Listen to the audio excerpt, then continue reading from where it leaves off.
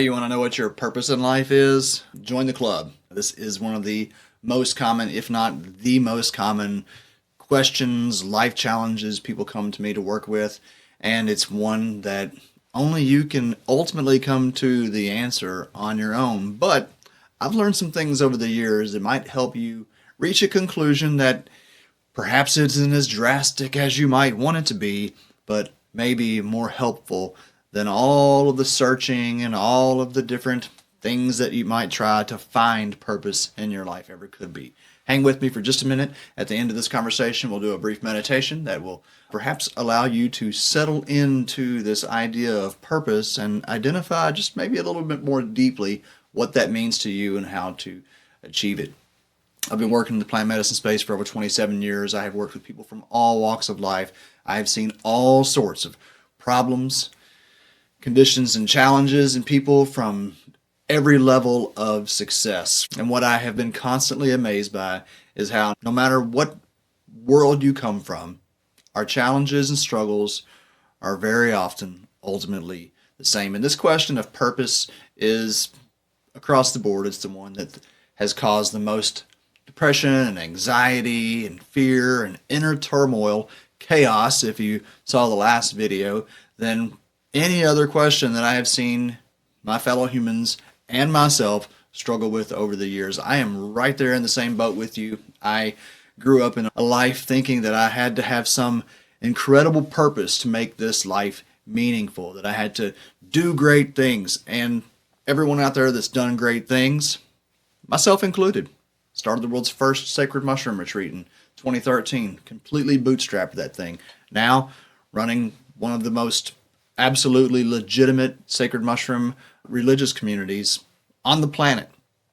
And yet, none of that satisfies purpose. So what is it? What is purpose? It's not the things that we do, obviously. It's not the accomplishments that we achieve. And in my work, what I have continued to come across is that what we're doing here, collectively and individually, is exploring consciousness. I know this is a very big and obtuse subject to bring into here, but that's what we have to start with, is that all of our explorations, all of our attempts to find healing, find meaning, find purpose, they are all an outcome of consciousness exploring itself. Now, I don't want to take it too far, because there are stages in this process that everyone naturally has to go through on their own to get to the realization that, through my studies and what I've seen and the hundreds and hundreds of people I've worked with, is that there is a destination. There is an answer to this question, but it's not what we think it is. Maybe it's not what we want it to be. We've got to set that egoic perspective aside. We've got to stop wanting a specific outcome and allow this answer to come to the surface organically. So, if you look at life, everything that you have sought to achieve, everything that you do, whether it is a personal goal, whether it is something to help other people, whether it is the creation of some great project, even if it's trying to be a diplomat to bring peace to the world, we're all looking for one thing. We're all looking for one actual outcome. It is not the thing that we think it is. What is it? Maybe you're already intuiting this, but what I have seen, perceive, and understand this to be an absolute truth is that we are all looking for happiness. We're all looking for what brings us a sense of joy. It takes some time to get there. It takes some time to realize that, because the ego wants to say, no, I don't want this for me. I want this for the world. Let's get down to reality here. Why do you want to help make the world a better place? Because you're going to feel better about helping other people feel better. And there's not anything wrong with that. As a matter of fact, perhaps there's something very wrong with the denial and the rejection of our desire to find and live happiness. However, here's the gig, and my highly successful people out there know this. Whatever you achieve is not the thing that's going to bring you happiness. You can accomplish all the goals in the world. You can make all the money. You can help all the people. You can do all. And look at those individuals very often are the least truly happy. Why is that?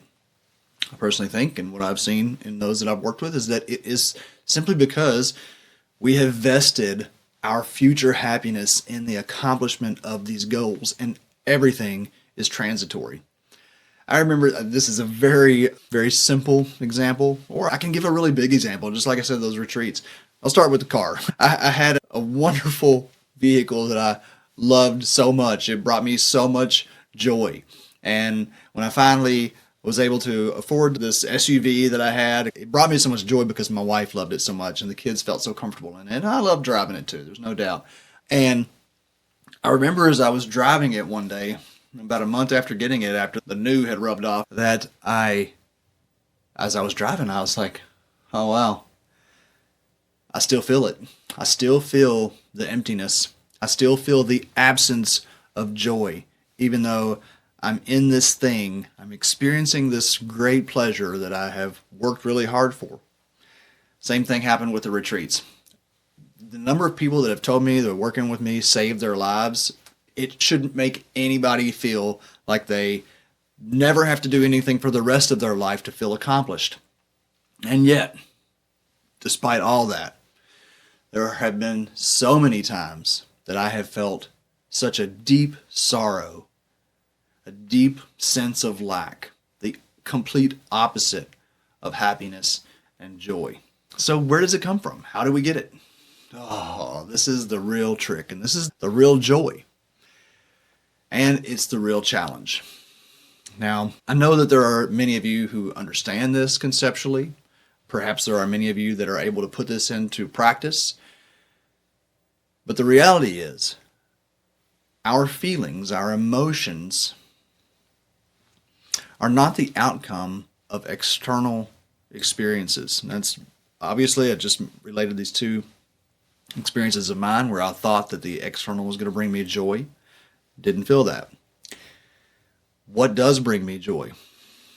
Obviously, yes, of course, helping other people brings me joy. There are things that I can do that bring me joy. But in those quiet moments, when I am by myself, and we all need to spend quiet time by ourselves because that's where we find out what our real baseline is. And that emptiness starts to settle in. That's when we start to begin to have a choice. People have said to me so many times that if they could choose not to feel this way, then they wouldn't. They would choose to feel differently. And it seems like that. But how many of us are aware that we get addicted to our negative feelings? How many of us are aware that we subconsciously choose the opposite of joy because it satisfies some selfish need within us? It satisfies some poor me or some victim status that we learned way back when helped define who we were. What if we actually rewired our way of thinking through our intention and attention to the joyful knowing that all life, all existence, all experience is working in our favor? It's a radical and challenging concept. It sounds easy. It is one of the most difficult things that you'll ever work towards. When you sit by yourself, especially in the midst of some challenging life circumstance, and you try to find joy, joyful knowing that everything is happening in your favor, that life is happening for you and not to you, it is the single most challenging practice. And I believe it is actually the purpose of our lives. I was raised in a religious family. There's lots of talk about going to heaven. And as I have, through my work, come to understand that there is only this eternal moment right now. That there is only consciousness experiencing itself through these many reflected lenses. That joy is our purpose. I know there's going to be some pushback, and I am not a professional at this. I'm a professional at working towards this goal. I have not fully embodied it in my life, and I will be the first to admit that. And as someone who has experienced incredible, deep, dark depression, suicidal ideation to the extreme, I can also tell you that there is the ability to claw our way sometimes out of that darkness through our intention and attention towards a more steady experience of joy. How can that be our purpose? How can joyful knowing be the purpose of life? Because life is a holographic representation of the all that is, of the consciousness that brought us all into being. And there are way too many people who have explored the depths of consciousness through consciousness expanding modalities of many varieties who come back and say that the answer, that which we are seeking, the purpose of life is to enjoy it.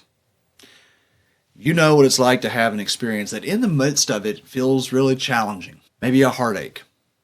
You're going through a breakup and there's a lot of pain that goes through that. And at some point, maybe really far into the future, but at some point, you can look back on that relationship, on that acute experience of the separation when you thought that your heart was absolutely going to rip out of your chest. And you can have a level of fondness for that memory because the richness of the experience. In all things, we can experience how mysterious, how mystical life is. And if we can take on the perspective, this is an important component of this. If you're not able to at least consider a spiritual perspective, then my content is not for you. I have dived too deep into the waters of consciousness to not come out with a deep knowing that we live in an eternal universe and that our soul, our spirit is eternal. And that knowing is the anchor that can provide us consistent, intentional focus on this joyful knowing. Because if you exist forever, well then what matters? What can be happening to you that actually is worthy of the great sorrow that we often, by our own choice, embrace? Look, there are circumstances that I don't know how anybody could find joy in the moment. Some of the most challenging material that I have seen folks work through is the loss of a child, particularly when that child takes their own life. I've tried to fathom how someone can even make it through that because it's so painful. And yet I have seen those individuals come through that experience and be able to reflect joyfully. Does that mean that the pain isn't always there? No, but there is a component of that pain that is an embodiment of love and the joy that those individuals felt with that child. And any of those people who are able to have the experience or at least the interpretation that their loved one never truly goes away, then they're able to take that experience and turn it into, again, a richness in reflection, a richness in experience that actually, in some paradoxical way, improves the quality of their own lives, allows them to find more purpose in their lives, embracing joyfulness, knowing that is what their loved one would want for them. Again, I'm not saying that any of this is easy. It is some of the most challenging work that one can face. And I feel pretty confident that this is actually our purpose, to find joy through life in all circumstances. And when, as I was mentioning, the religious upbringing, we talk about all these fairy tales of heaven. My belief, based on my experience, is that heaven is brought to earth by us, that we embody heaven through joyful knowing and bring it to earth. And if you look through the history books or you look through the present day reality, there are those individuals who do bring that joyful knowing into this world and create a little bubble of heaven around them. So, is it selfish to be happy? Is it selfish to focus on your own joy? No, it's not. Because your joy brings joy into the lives of others. It's actually really selfish to wallow in our misery. And I had to come to realize that through my own victim-minded wallowing. That is selfishness. I thought mistakenly that if I suffered, that I would help improve other people's experience somehow. And that is absolutely, utterly false. So I want to challenge you, if you're still with me, then you're getting this. I want to challenge you to move towards joy. And it does not matter what the circumstances are. It doesn't matter if you win money, lose money, find a love, lose a love. There is a way and there is a place that you can experience joy in being human. There is a place where you can experience joyfulness in experiencing pain, because that is the richness of the human experience. Now, I just want to take a moment and have a little practice that can bring to us this joyful purpose. I invite you, if you have the space for it, to close your eyes, to do it. If you're not able to do that, then just be with me. Bring your awareness into your heart. Your heart is actually the seat of joy and compassion. There are many teachings that illustrate that our organs actually help to generate emotion. And simply by focusing on your heart, you can help to elicit joy. So do that with me now. Just bring your awareness into your heart.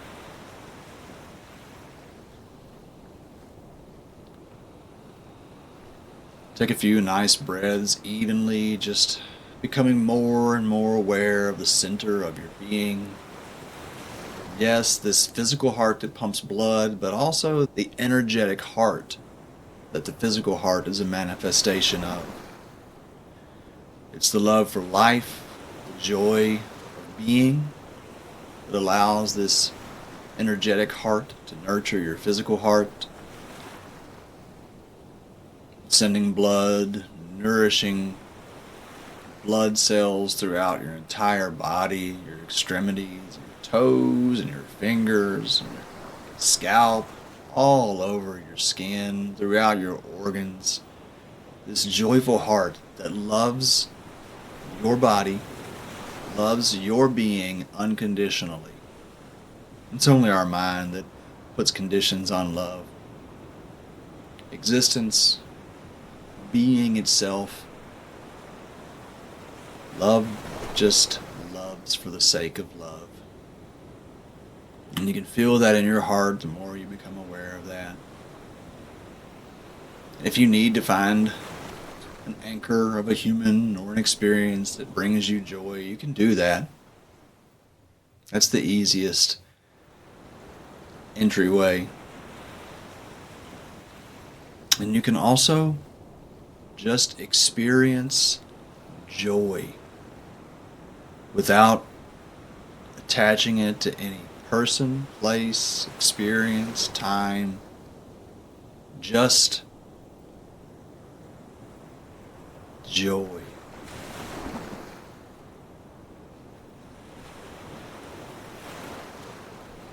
And as you experience that emotion within your heart, radiate it through your body, you find that your mind grows quieter, or maybe your mind tries to find ways to limit your joy. Just tell it to be quiet. Just be quiet, mind. We're not with you right now. We're in our hearts. We're feeling joy. And I would invite you to take this time, if you're watching this video, to be an emanation of joy for anyone else that watches this. I could very easily spend a long time talking about our collective energy and how we contribute to the connected field between us all. Instead, just know that it's a reality. If you can feel my joy through this video, then others can feel your joy as you watch it.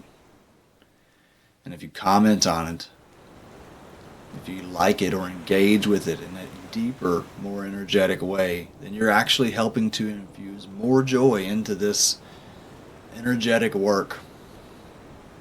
And so the purpose of this video is to help us explore our purpose a little more deeply. And our purpose is deeply personal. It may take many lifetimes. It will take many lifetimes to get to the place of